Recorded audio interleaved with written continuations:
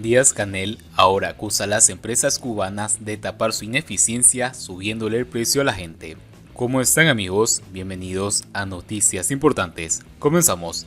Su primer ministro reconoce que los grupos de enfrentamiento a los coleros ya forman parte del problema que supuestamente intentan corregir. Miguel Díaz-Canel pidió a las empresas cubanas que no tapen sus ineficiencias subiéndole el precio a la gente, informó la televisión estatal. El ordenamiento no tapa ineficiencias. El ordenamiento no se hizo para que una entidad que tiene ineficiencia trate de buscar eficiencia y las utilidades, subiéndole el precio a la gente. Lo primero que tiene que haber es un análisis de eficiencia. Entonces todo el mundo se va por el tema de los salarios o por el tema de los precios. Bueno, y la eficiencia, afirmó Díaz-Canel en Villa Clara. El dirigente dijo que estamos compartiendo las soluciones, que sabemos cómo tenemos que trabajar, cómo tenemos que hacer y que esas motivaciones, que son para el bien de la patria, la revolución, el socialismo de nuestro pueblo, estemos en permanente combate. Subiéndole el precio a la gente, así mismo lo hacen con los TRD, Caracol y las tiendas en MLC, moneda libremente convertible, y la comida y las medidas pa' cuando, y tantísimas horas perdidas en las colas, a veces 6 a 8 horas por una escasez sin sentido. Manuel Marrero, primer ministro de Cuba, reconoció que los llamados grupos de enfrentamiento a los coleros tienen problemas. No lo estamos logrando. Ha habido problemas con la propia composición, completamiento y calidad de los grupos de enfrentamiento, donde se ha identificado personas que realmente han cometido errores graves y que han puesto en componenda con alguna de estas figuras que han habido insatisfacciones de personas del pueblo sobre este asunto. Por su parte, Marino Murillo, jefe de los ajustes económicos del gobierno, dijo que ya los gobiernos territoriales tienen la facultad para la formación de precios, pero no se puede multiplicar todo igual porque amplían las deformaciones del punto de partida. Hasta ahora lo que hemos estado discutiendo es la falta de facultad de los gobiernos territoriales para la formación de precios, y ahora la hemos dado. Entonces, en el caso de la industria se pusieron topes de coeficientes de crecimiento de precios, pero ya se ha dicho, en la industria cárnica 4,9. Si nosotros cogemos el punto de partida y lo multiplicamos por 4,9, ampliamos las deformaciones del punto de partida, dijo Murillo. El gobierno cubano está desde la semana pasada en un recorrido por todas las provincias para ver cómo va la situación de la pandemia del coronavirus y la llamada tarea de ordenamiento. Díaz-Canel dijo el pasado viernes que tenemos que ordenar el ordenamiento. Los cambios en la economía cubana llevan menos de un mes y las máximas autoridades de la isla reconocen fallos en la puesta en marcha. Los cubanos continúan quejándose del aumento de los precios, que son prácticamente inasumibles pese a la subida de los salarios y las jubilaciones. Siguiendo con las noticias, Dr. Durán, todo no puede ser a bases de multas. Cuba reportó una cifra récord de 786 personas diagnosticadas con COVID-19, a partir de unas 15.544 muestras procesadas, según la información procesada por el Dr. Francisco Urán, director nacional de epidemiología del Ministerio de Salud Pública del país. No todo puede ser a bases de multas. Tiene que haber una parte de toque de fibra, teniendo en cuenta los resultados que estamos viviendo. Es duro que se tenga que informar muertes durante varios días consecutivos y que los números sean cada vez mayores. Durán hizo un llamado a la población cubana. Nunca pierdo la oportunidad para reiterar que se puede tomar con seriedad la situación epidemiológica de Cuba, cómo se toman otras cosas que tienen que ver con la población, porque la única forma que tenemos de controlar el COVID-19, además de las medidas que se deben aplicar, tiene que ver con la responsabilidad de la población. El gobierno de la isla impone multas de hasta 3.000 pesos a los ciudadanos y a las entidades que incumplan las medidas sanitarias dictadas en cada territorio.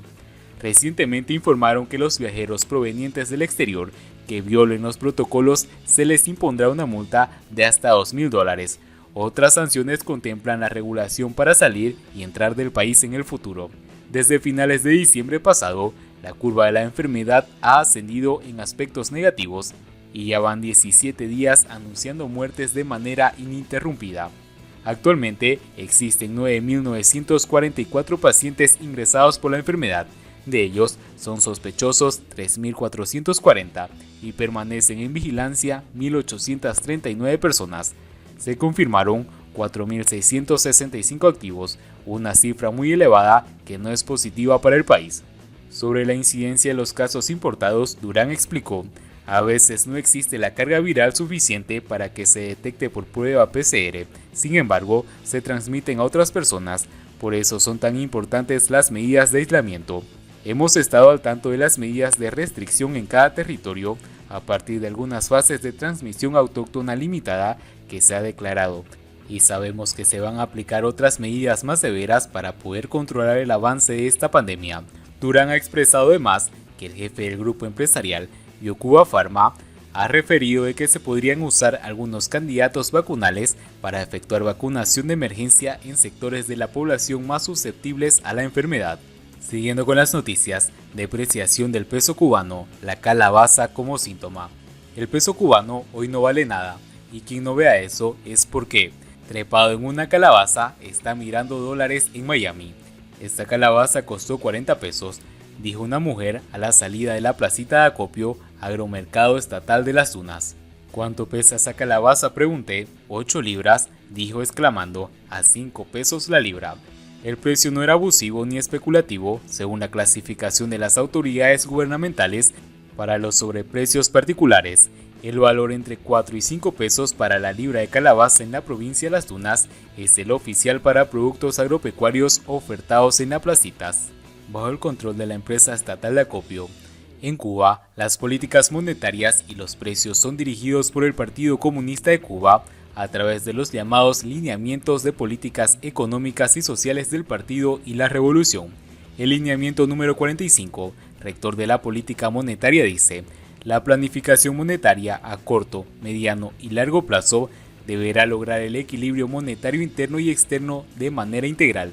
El lineamiento número 69, concerniente a la política de precios, expresa que la formación de precios minoristas será a partir de los costos sin cubrir ineficiencias, teniendo en cuenta los niveles de ingreso de la población. El jefe de la Comisión de Implementación de los Lineamientos, Marino Murillo, integrante del Buró Político del PCC, a propósito de la llamada tarea de ordenamiento, dijo que deberían evitar una inflación en espiral y la depreciación del peso cubano.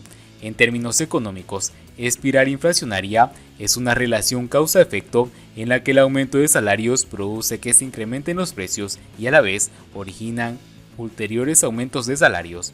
Economistas consultados coinciden que este es el caso actual de Cuba y que es muy difícil de salir de un espiral inflacionario en la que siempre alguien saldrá afectado por dos causas a la vista, porque el Estado interviene en los salarios impidiendo que se indexen en la mayoría de los casos y el trabajador pierde el poder adquisitivo, porque cuando el Estado interviene en el mercado para evitar la inflación de precios, son los productores y vendedores quienes terminan afectados. Dicho de otro modo, indexar salarios se refiere a realizar ajustes para que la capacidad adquisitiva del trabajador se mantenga, sin deprimir el salario. La indexación salarial vincula el salario a la inflación, y si en un país donde la inflación es del 10%, para que los trabajadores no pierdan el poder adquisitivo, el salario debe incrementarse 10%. El problema es que hay una inflación buena y una inflación mala. La inflación proveniente del crecimiento económico, que no es el caso de Cuba, no es preocupante. Preocupa cuando la inflación se ha provocado por la subida de precios de un día para otro, y ese es nuestro caso.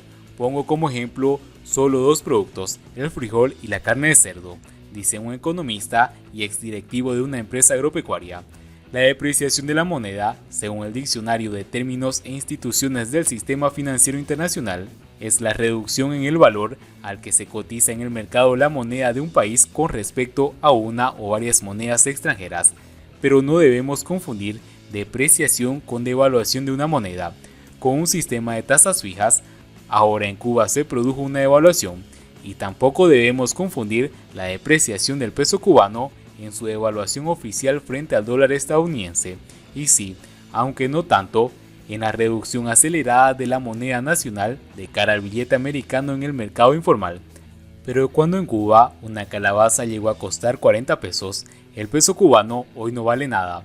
Y quien no vea eso es porque, trepado en una calabaza entre la hierba, está mirando dólares en Miami. Y bien amigos, así vamos terminando las noticias importantes del día de hoy. Espero que las noticias hayan sido de su agrado y no olviden que nos ayudarían mucho compartiendo las noticias y así poder informar a muchas más personas de la verdadera realidad en Cuba. Muchas gracias por seguirnos, no olviden suscribirse, nos vemos en el siguiente informe.